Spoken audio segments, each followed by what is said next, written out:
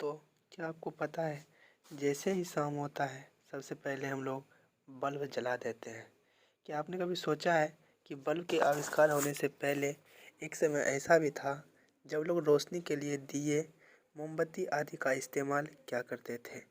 लेकिन इस प्रकार की चीज़ों का अगर सही तरीके से इस्तेमाल नहीं किया गया तो इससे दुर्घटनाएं भी हो जाती थी। लेकिन जब थॉमस अल्वा एडिसन ने बल्ब का आविष्कार कर दिया तब मानो पूरा विश्व की चित्र ही बदल गया हो। अब लोगों को अंधेरे से डरने की ज़रूरत नहीं थी, क्योंकि बल्ब केवल घर ही नहीं बल्कि घर के बाहर भी इस्तेमाल होने लगा था। क्या आपको पता है कि एडिसन का जन्म 1847 ईस्वी में हुआ था। इसने 4 साल की उम्र तक बोलना नहीं सीख पाया था। उनके सिर औसत आकार से बड़ा और उसके आगे का भाग असामान्य रूप से काफ़ी चौड़ा था। वर्ष 1954 में 7 साल की उम्र में एडिसन स्कूल जाना प्रारंभ किया और मात्र 12 हफ्तों में ही स्कूल जाना छोड़ दिया, जिसका मुख्य कारण था अति सक्रियता एवं ध्यान का स्थिर न होना।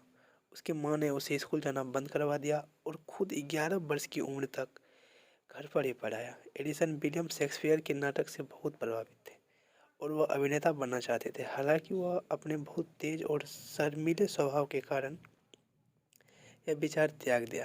एडिसन दुनिया का एकमात्र ऐसा वैज्ञानिक था जिन्होंने लगातार 65 वर्षों तक किसी न किसी आविष्कार के कारण सुर्खियों में रहा। जीवन के शुरुआती दिनों में एडिसन एक टेलीग्राम ऑपरेटर का काम करते थे।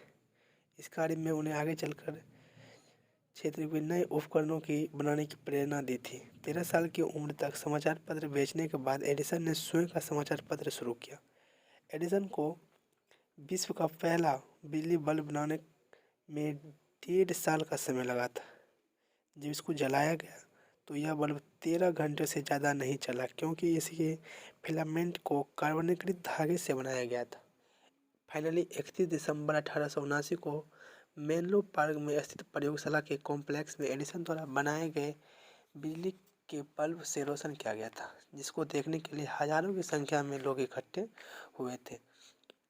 विद्युत के इस इस्तेमाल से रोशनी पैदा करने का विचार सबसे पहले इंग्लिश केमिस्ट हम्फ्री डेवी के मन में आया था।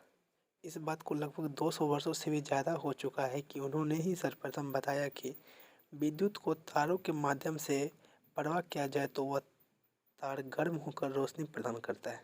परंतु उनके द्वारा तैयार की गई उपकरण कुछ घंटे तक ही चल पाए थे। लेकिन अमेरिका के थॉमस एडिसन को ही बल्ब के आविष्कार करने का पूरा श्रेय दिया जाता है, क्योंकि उन्होंने ही बल्ब को 1879 में पूरी दुनिया के सामने पेश किया।